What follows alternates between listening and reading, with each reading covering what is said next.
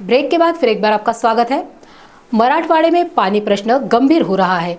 गर्मी के मौसम में हर साल पानी की समस्या से पूरे राज्य के, जिले के और शहर के नागरिक लड़ते नजर आते हैं। चुनाव आते ही राजकारणी मंडली बड़े बड़े वादे करते हैं, लेकिन छोटे से दिखने वाले पानी के नियोजन का काम भी आज तक किसी भी पार्टी ने पूर्ण रूप से करके नागरिकों को सहूलत पहुंचाने का कार्य नहीं किया है। आम नागरिक अपने ही जीने के लिए अपने जेब को कैंची लगाकर प्राइवेट टैंकर से पानी मंगवाकर अपना गुजर बसर करते नजर आते हैं। महानगर पालिका को पानी पट्टी, पानी का टैक्स समय पर देकर भी अतिरिक्त पैसे खर्च करके जीने की कोशिश करते हुए शहर और जिले तथा राज्य के नागरिक नजर आते हैं। पाणी टंचाईच्या अनुषंगाने दौरे सुरू करण्यात आलेले आहेत।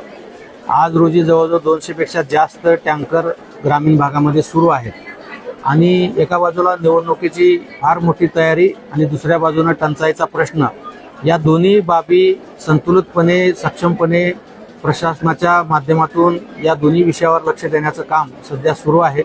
मी जवळजवळ 4 तालुक्यामध्ये जाऊन या विषयाचा आढावा सुद्धा घेतलेला आहे आणि निवडणुकीच्या कामामुळे कुठेही पाणी टंचाई उद्भवणार नाहीये, कुठलाही नागरिक पाण्यासाठी परेशान होणार नाहीये।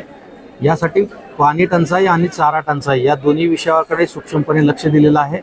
नगर परिषद हद्दीमध्ये आणि ग्रामीण भागामध्ये ग्रामपंचायतच्या माध्यमातून पाणी पुरवठ्याचं नियोजन सक्षमपणे झालेलं आहे।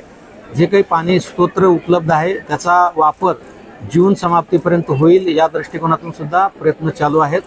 त्याचबरोबर ज्या गावामध्ये टँकर लागणार आहे किंवा विहीर अधिग्रहण करावं लागणार आहे ते 24 तासाच्या आत ते काम झालं पाहिजे या दृष्टिकोनातून निर्देश देण्यात आलेले आहेत आणि कुठेही या संदर्भामध्ये अडचण येणार नाही।